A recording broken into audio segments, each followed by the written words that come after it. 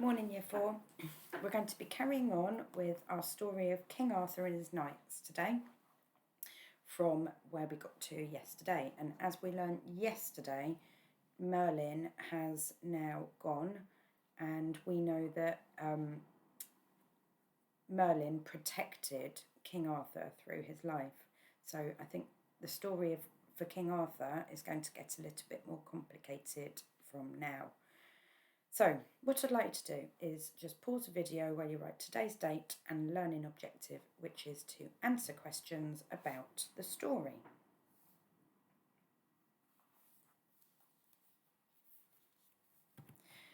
We're going to be starting on page 80 today, and it's the beginning of chapter 2, and we know at the beginning of the chapter there's always a little bit like a taster of what's going to be happening in this chapter.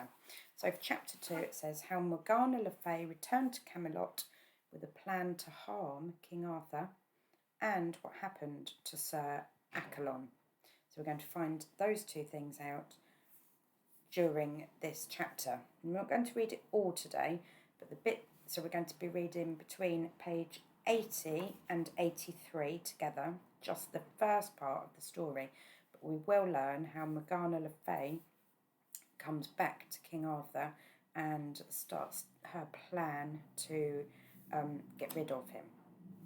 And so make sure you're listening carefully and you can follow along with the text, because you're going to need these 3 pages to answer some questions about the reading that we've done today. And I've just put a picture here of the King Arthur and his sword. We can see the power of that sword symbolises how powerful it is. And remember, the sword is called Excalibur. So, from page 80. Meanwhile, Morgana Le Fay, pretending to be humble and sorry, returned to King Arthur's court to beg for brotherly forgiveness. So she wanted, or she pretended at least, that she wanted her brother to forgive her. While there, she and Arthur fell into a friendly talk about Excalibur. So we know that Excalibur is going to form part of her plan. I'd like to take a closer look at it than I have before, Morgana said. May I? King Arthur walked over to Excalibur, which was resting in a place of honour in the corner. He gathered up the sword and the case and allowed Morgana to examine them. He reminded her, as I'm reminding you, that the magical blade could cut like no other, and that the sheath protected from wounds whomever was wearing it. Oh, brother, Morgana sighed, Excalibur is so beautiful. I cannot bear to give it back just yet. Do you think I could take it home with me and keep it just for a little while so I might look at it some more? Arthur hesitated, so he paused a little bit while he had a think. But he was so grateful they were friends again that he agreed. Do you think he should have done that? No, neither do I. Little did he know that the dishonest Morgana would not just take Excalibur home to look at it.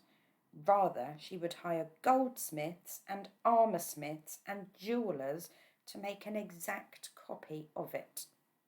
No one except her would be able to tell the difference just by looking at it. Soon afterwards, Morgana went back to the court to visit. After greeting her warmly, Arthur asked about Excalibur. You know, Morgana said, I forgot to bring it because I was so excited about the other present I have for you.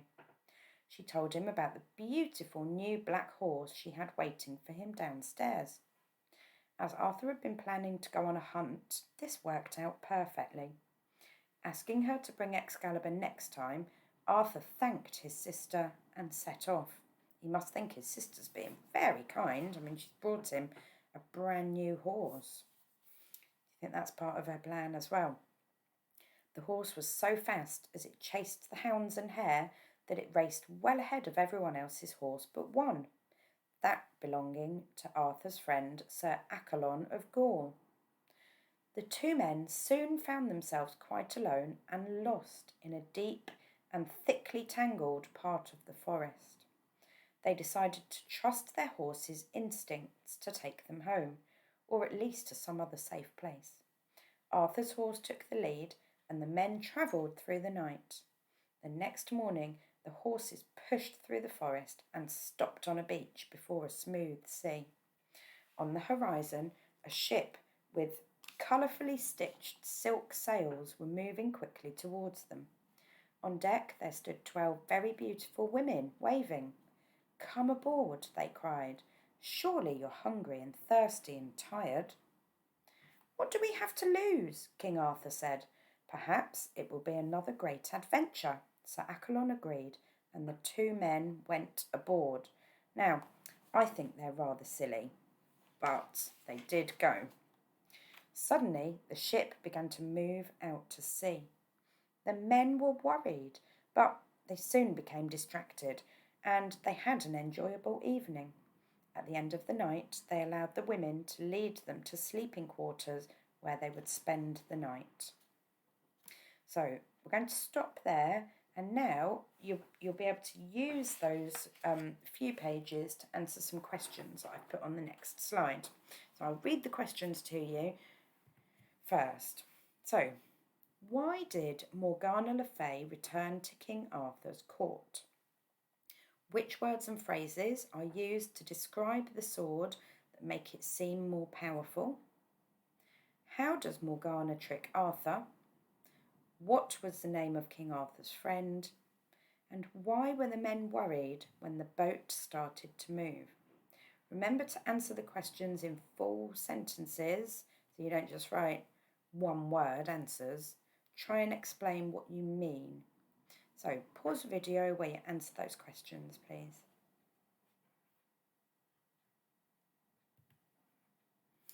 Right, let's go through the answers together. So why did Morgana Le Fay return to King Arthur's court? Well, she pretended that it was to ask him to forgive her, but she was actually planning to trick him, wasn't she? Which words and phrases are used to describe the sword that make it seem more powerful? So you could actually find, where it says find words and phrases, on the top of page 81, it said the magical blade. That makes it sound quite powerful, doesn't it? And it said it could cut like no other. How does Morgana trick Arthur? Well, she borrows the sword from him, and then she has an exact copy made of it. We don't yet know, do we, what she's going to do with that, but I'm sure it's going to come in the next part of the story. What was the name of King Arthur's friend? He was called Sir Accolon of Gaul. And why were the men worried when the boat started to move? They didn't know where they were going to be taken. They may have suspected that they were being tricked, although they still went along with it, didn't they?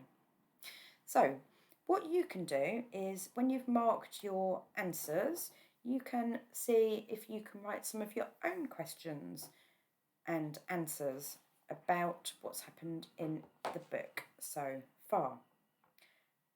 Enjoy that, and I will see you tomorrow.